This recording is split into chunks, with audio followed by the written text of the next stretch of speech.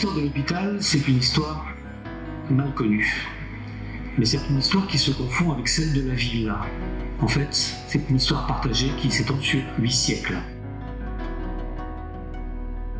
Précisément, donc, cette histoire commune qui commence en 1208, elle commence sur un territoire qui est géographiquement restreint et qui correspond à des terres qui ont été données par le fondateur pour la création de l'Hôtel-Dieu.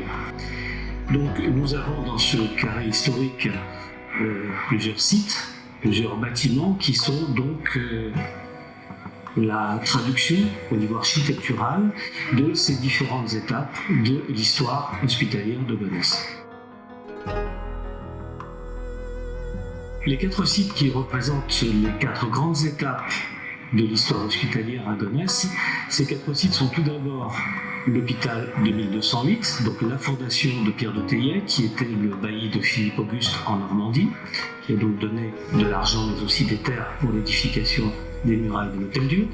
Ensuite, nous avons l'hôpital de 1841, a été donc agrandi avec l'adjonction de pavillons tout au long du 19e siècle.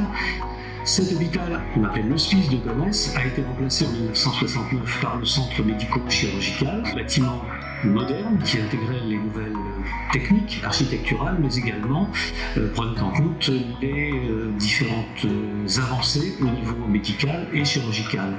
Et pour finir, dernière étape, c'est l'hôpital moderne, l'hôpital du XXIe siècle, qui a été inauguré en 2016. Et donc qui lui aussi bénéficie des plus grands progrès technologiques que donc nous connaissons à l'heure actuelle. Ce dernier établissement est donc aussi une rupture par rapport au passé, puisque traditionnellement l'entrée de l'hôpital se faisait par le centre-ville, ce qui n'est plus le cas aujourd'hui. Donc il y a une profonde transformation par rapport à ce qui existait donc de tout temps depuis le XIIIe siècle. Si l'histoire de l'hôpital se confond depuis le XIIIe siècle avec l'histoire de la ville, on peut dire aussi que l'histoire de la paroisse Saint-Pierre-Saint-Paul, à proximité de l'Hôtel-Dieu, se confond avec notre histoire hospitalière. Les hôpitaux étaient des établissements religieux. On parle d'Hôtel-Dieu.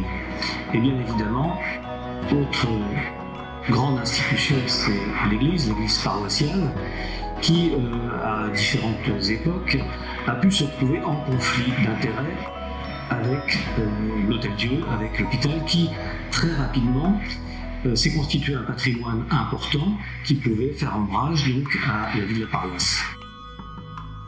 Cette proximité géographique entre l'Église et l'hôpital, c'est aussi une proximité spirituelle, puisque l'Hôtel-Dieu est géré depuis sa fondation en 1208 par des laïcs, certes, mais surtout par des religieux, au premier rang desquels se trouve l'évêque de Paris, qui a donc la direction spirituelle, morale, sur l'établissement.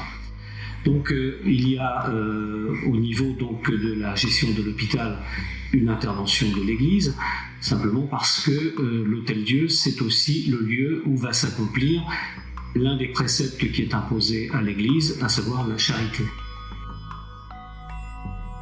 L'Hôtel-Dieu, géré par l'Église, l'est aussi par des ordres religieux spécialisés, et parmi le personnel figurent donc des religieuses qui assurent le service, le soin aux malades.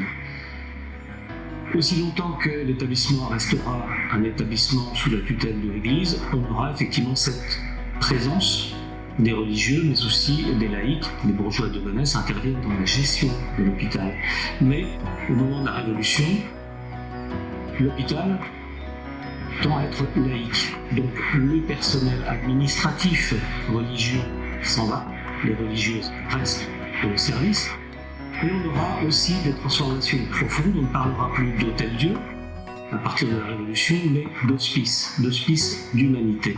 Donc de la charité, on passe à l'assistance.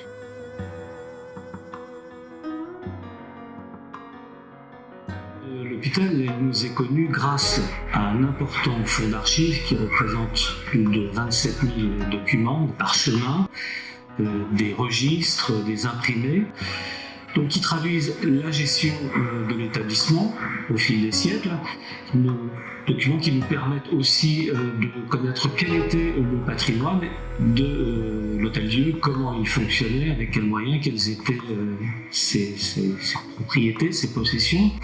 Et donc à travers tous ces documents qui sont, je dirais, assez complets et en même temps donc s'étendent sur 8 siècles, on peut appréhender les différentes étapes de la vie hospitalière et partant aussi de l'histoire de notre ville.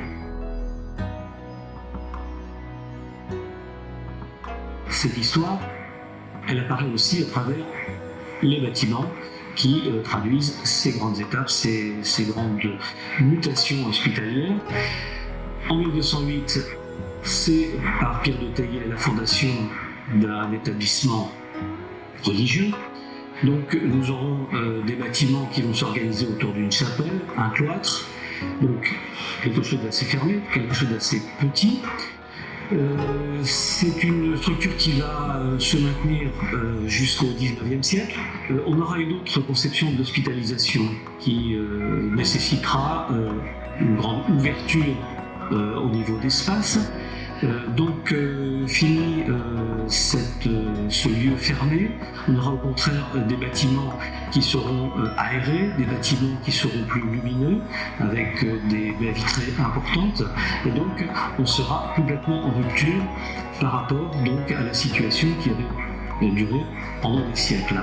C'est pourquoi donc en 1841, sous l'influence de l'hygiénisme, de la prise en considération de certaines règles d'hygiène, on va avoir un parti pré-architectural résolument différent. Alors, même si l'hôpital de 1841 s'est développé avec la construction de différents pavillons, eh bien, on va s'apercevoir assez rapidement que cette structure ne peut pas donc remplir son rôle comme on pourrait le souhaiter compte tenu des avancées médicales et chirurgicales. Donc il y a une spécialisation qui va se faire jour et donc nécessiter donc la transformation des bâtiments, même plutôt donc la reconstruction de cet hôpital par la création d'un centre médico-chirurgical qui va être inauguré en 1969. Alors, ce bâtiment a un plan tout à fait original, c'est-à-dire qu'en fait tout est conçu de manière à ce que les services soient organisés de manière rationnelle. Donc on a cette forme de personnage, qu'on appelle le bonhomme,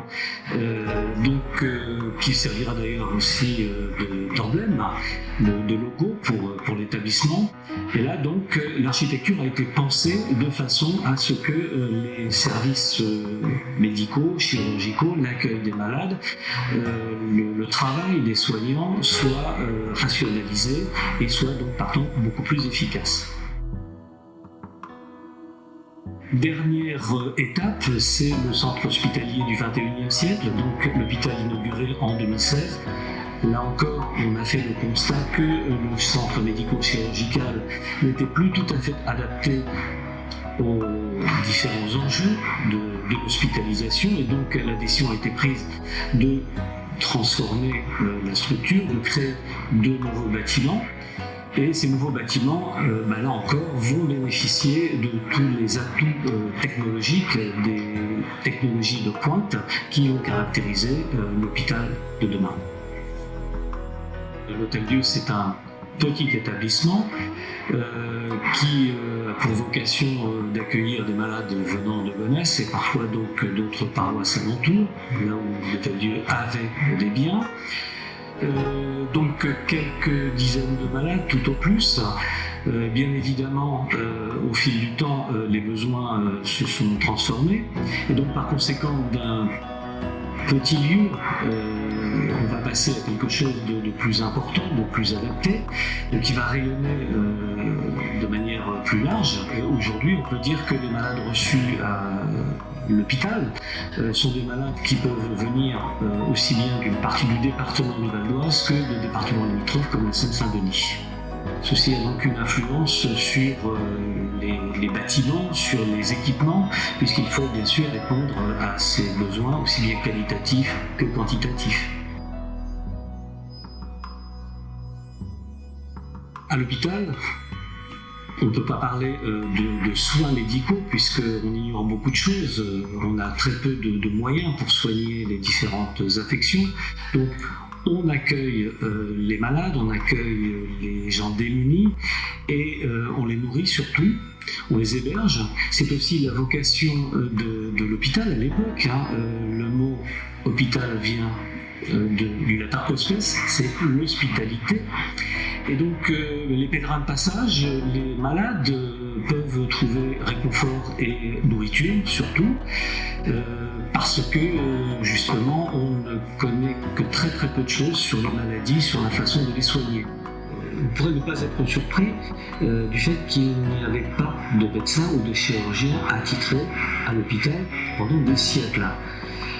Ce n'est qu'au XIXe siècle que certains médecins pourront être attachés au centre hospitalier, à l'hôpital de Gonesse. Donc, pendant des siècles, l'hôpital de Gonesse n'a pas de médecin, n'a pas de chirurgien.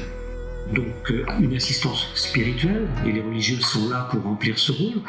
Beaucoup plus tard, évidemment, les progrès de la médecine feront qu'on aura une autre approche qui nécessitera d'autres moyens. On connaît mieux les maladies et la façon de les soigner. Et donc par conséquent, cet aspect spirituel, cet aspect religieux, ce lien avec l'Église, va s'atténuer au profit d'une autre perception. On va percevoir le malade comme un patient. Et ça, c'est une évolution qui va se faire à partir du XVIIIe, surtout du XIXe siècle, et va prendre sa pleine mesure à partir du XXe siècle.